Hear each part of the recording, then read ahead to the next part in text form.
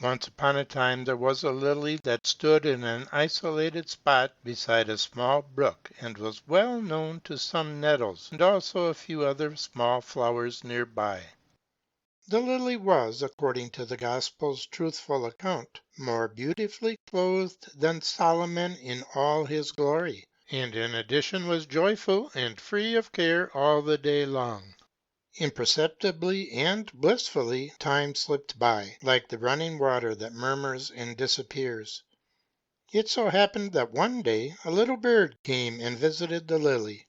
It came again the next day, then stayed away a few days before it came again, which struck the lily as odd and inexplicable. Inexplicable that the bird, just like the flowers, did not remain in the same place. Odd that the bird could be so capricious. But as so often happens, the lily fell more and more in love with the bird, precisely because it was capricious. This little bird was a naughty bird.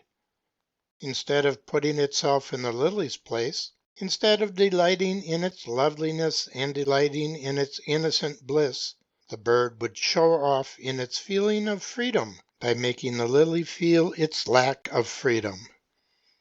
Not only that, but the little bird was also chatty and talked fast and loose, truthfully and untruthfully, about how in other places there were entirely different gorgeous lilies in great abundance, places where there were a rapture and merriment, a fragrance, a brilliance of colors, a singing of birds that were beyond all description.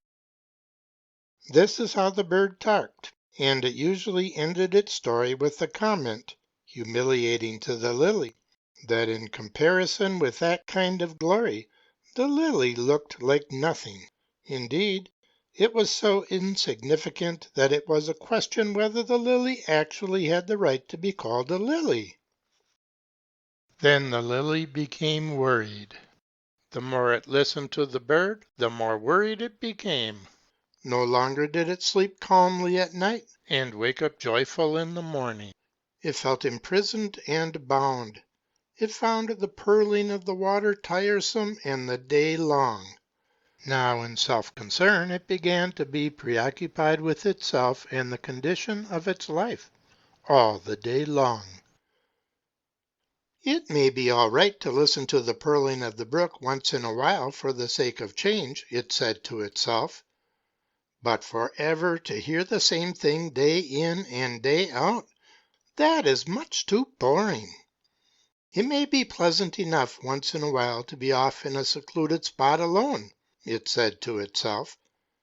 But to be this way all one's life, to be forgotten, to be without companions, or to have nettles as companions, which certainly are no society for a lily, this is not to be endured.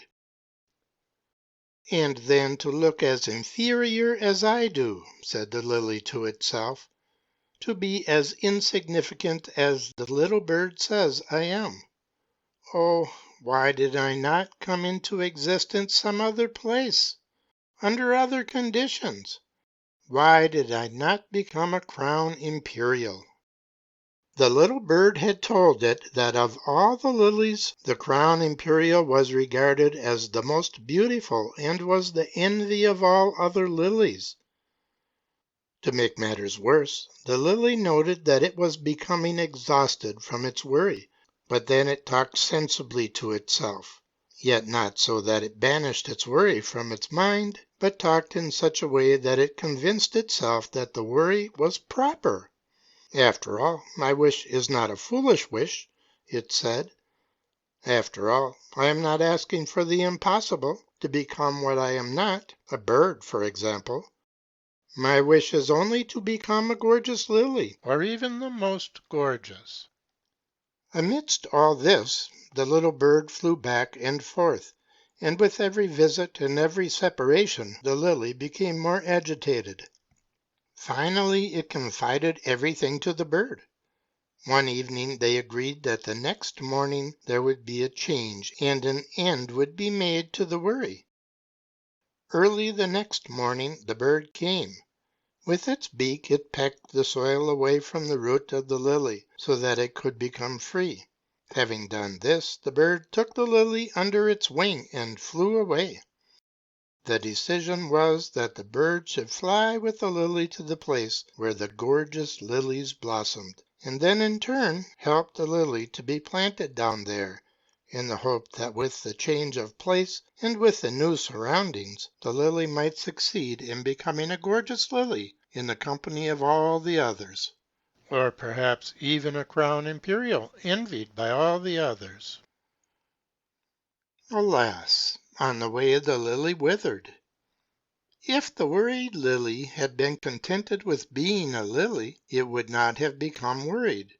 If it had not become worried, it would have remained standing where it stood in all its loveliness.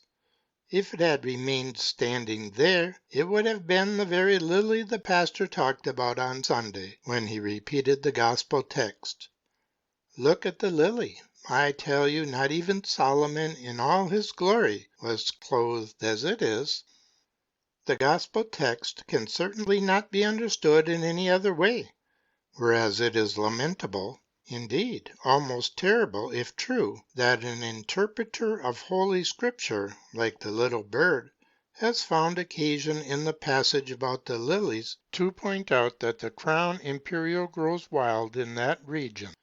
As if we could then better understand that the lily in its loveliness surpasses Solomon, as if we could then better understand the gospel, which then would take no notice of the unimpressive lily. So this is what happened to the worried lily, whose worry was to become a gorgeous lily, or even a crown imperial. The lily is the human being. The naughty bird is the restless mentality of comparison, which roams far and wide, fitfully and capriciously, and gleans the morbid knowledge of diversity. And just as the bird did not put itself in the lily's place, comparison does the same thing by either putting the human being in someone else's place, or putting someone else in his place. The little bird is the poet, the seducer, or the poetic and the seductive in the human being. The poetic is like the bird's talk, true and untrue, fiction and truth. It is indeed true that there is diversity, and that there is much to be said about it. But the poetic consists in maintaining that diversity, impassioned in despair or jubilation, is the supreme, and this is eternally false. In the worry of comparison, the worried person finally goes so far that because of diversity he forgets that he is a human being. In despair regards himself as so different from other people that he even regards himself as different from what it is to be human, just as the little bird thought that the lily was so unimpressive that it became a question whether the lily actually was a lily. That was from Soren Kierkegaard's 1847 book, Upbuilding Discourses in Various Spirits, pages 167 and following. Part 2, Section 1. To be contented with being a human being. Translated by Howard V. Hong in 1993. Published by Princeton University Press.